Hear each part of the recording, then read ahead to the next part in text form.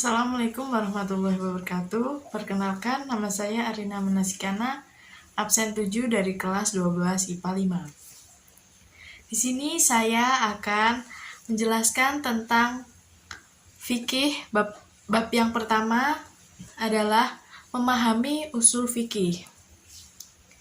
Usul fikih ialah ilmu yang mengkaji tentang dalil fikih berupa kaidah untuk mengetahui cara penggunaannya, mengetahui keadaan orang yang menggunakannya atau mujtahid, dengan tujuan mengeluarkan hukum amali atau perbuatan dari dalil-dalil secara terperinci dan jelas. Perbedaan antara fikih dan usul fikih bahwa usul fikih merupakan metode atau cara yang harus ditempuh oleh ahli fikih atau faqih di dalam menetapkan hukum-hukum syara berdasarkan dalil-dalil syar'i serta mengklasifikasikan dalil-dalil tersebut berdasarkan kualitasnya. Dalil-dalil Al-Quran harus didahulukan daripada qiyas serta dalil-dalil yang lain yang tidak berdasarkan nas Al-Quran dan hadis. Sedangkan fikih adalah hasil hukum-hukum syar'i yang dikeluarkan berdasarkan metode-metode tersebut. Bidang pembahasan usul fikih adalah segala sesuatu yang berhubungan dengan metodologi yang dipergunakan oleh ahli fikih di dalam menggali hukum syara sehingga ia tidak keluar dari jalur yang benar. Tujuan mempelajari usul fikih ialah untuk mengetahui hukum-hukum Allah secara yakin atau zon, hanya dugaan yang kuat, sehingga selamat dari taklid atau mengikuti tanpa mengetahui dalilnya, dan menjadi seorang mujtahid yang sanggup mengeluarkan hukum furu atau cabang dari ketentuan-ketentuan yang pokok atau sekurang-kurangnya menjadi seorang mutabi atau orang yang mengikuti hukum dengan mengetahui sumber dalilnya. Sejarah perkembangan usul fikih. Usul fikih lahir pada abad kedua Hijriah dengan keadaannya yang masih bercampur dengan pembahasan ilmu fikih. Adapun yang pertama kali mengkodifikasikan pembahasan dan kaidah-kaidah usul fikih dalam suatu kitab yang sangat berharga dan dapat dikaji oleh generasi sekarang ialah Al-Imam Muhammad bin Idris Asy-Syafi'i. Sekian itu bab 1. Bab yang kedua membahas sumber hukum Islam yang mutafaq dan mukhalaf. Sumber hukum Islam mukhalaf atau sumber hukum Islam yang disepakati para ulama yang pertama adalah Al-Quran. Pengertian Al-Quran adalah kalamullah sebagai mukjizat yang diturunkan kepada Nabi Muhammad SAW. Pokok-pokok isi Al-Quran ada 5, yaitu tauhid, ibadah, janji dan ancaman, jalan mencapai kebahagiaan dunia dan akhirat, riwayat dan cerita atau kisah umat terdahulu. Yang kedua ada Al-Hadis. Pengertian Al-Hadis adalah segala sesuatu yang disandarkan kepada Nabi SAW, baik berupa perkataan, perbuatan, cita-cita, maupun takrir atau persetujuan beliau. Al-Hadis dapat dibedakan menjadi 3, yaitu qauliyah atau ucapan, fi'liyah perbuatan, takriyah keputusan atau ketetapan, dan hamiyah cita-cita Nabi. Fungsi Al-Hadis terhadap Al-Quran antara lain bayanut tafsir sebagai penjelas atau merinci ayat Al-Quran. Yang kedua ada bayanut takrir sebagai penguat ketentuan-ketentuan yang telah ditetapkan dalam Al-Quran. Bayanut tasyri yaitu menetapkan hukum suatu perkara yang tidak ada ketentuan nasnya dalam Al-Quran. Yang ketiga ada ijma. Pengertian ijma adalah kesepakatan atau konsensus seluruh mujtahid pada suatu masa tertentu sesuai wafaknya Rasul atas hukum syaraf untuk satu peristiwa atau kejadian. Ijma ada dua macam, ijma syar'i dan ijma sukuti. Yang keempat ada kias. Kias menurut bahasa berarti menyamakan atau mengukurkan sesuatu dengan yang lain. Kias dibagi menjadi tiga, yaitu kias aulia, kias musawi.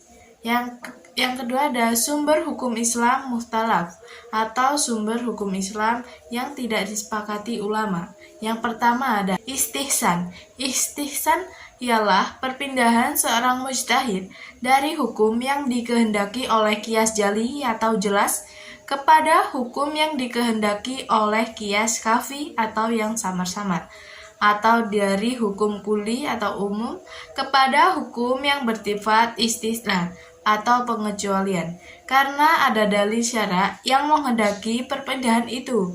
Yang kedua ada istijab. Istijab ialah mengambil hukum yang telah ada atau ditetapkan pada masa lalu dan tetap dipakai hingga masa selanjutnya. Istihab ada beberapa macam.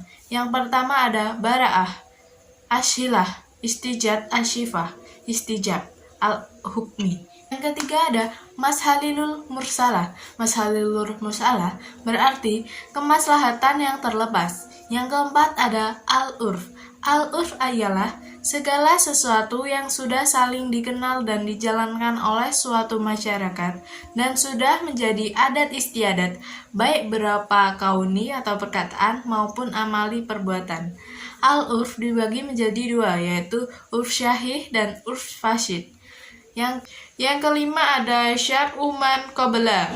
Syar'uman qablana ialah syarat yang diturunkan kepada orang-orang sebelum kita, yaitu ajaran agama Islam sebelum datangnya Islam. Syar'u man qablana dikelompokkan menjadi dua, yaitu istimrar dan jumud. Yang keenam ada syadud jariah. Syadud jariah berarti melarang perkara-perkara yang lahirnya boleh karena ia membuka jalan dan menjadi pendorong kepada perbuatan-perbuatan yang dilarang oleh agama. Yang ketujuh ada mazhab Syahabi. Mazhab Syahabi ialah fatwa-fatwa para sahabat mengenai berbagai masalah yang dinyatakan setelah Rasulullah Shallallahu Alaihi Wasallam wafat. Yang kedelapan ada dalalatul ikhtiran. Dalalatul ikhtiran ialah dalil-dalil yang menunjukkan kesamaan hukum terhadap suatu yang disebutkan bersamaan dengan sesuatu yang lain. Sekian penjelasan dari bab 2. Selanjutnya saya akan menjelaskan tentang bab 3. Bab ketiga menjelaskan ijtihad dalam Islam. Ijtihad artinya mengerjakan sesuatu dengan sungguh-sungguh. Hukum ijtihad dikelompokkan menjadi 3 macam, yaitu wajib ain, wajib kifayah, dan sunnah. Ijtihad memiliki peran yang sangat penting dalam mencari sandaran hukum yang benar, mengingat banyak masalah yang secara jelas belum ditentukan hukumnya, baik dalam Al-Quran maupun Al-Hadis.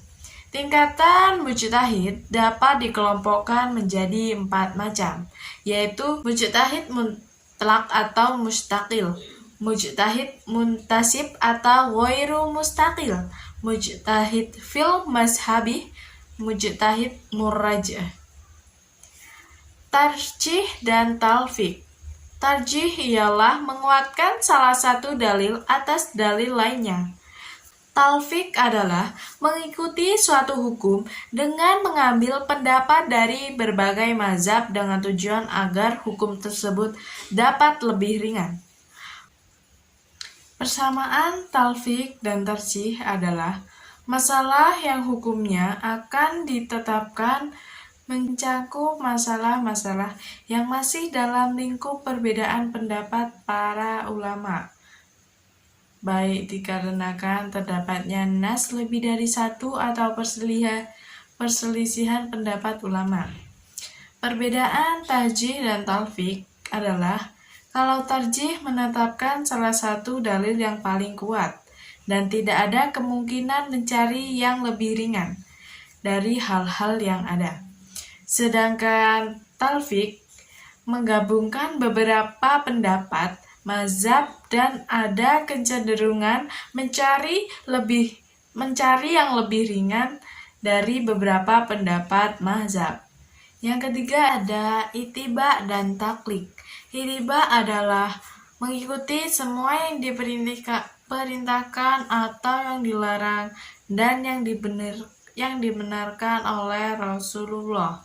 Yang keempat ada fatwa. Fatwa adalah jawaban berdasarkan ijtihad terhadap pertanyaan mengenai hukum atau peristiwa yang belum jelas hukumnya. Sekian yang bisa saya jelaskan dari bab 1, 2, dan 3. Jika ada salah, mohon maaf. Wassalamualaikum warahmatullahi wabarakatuh.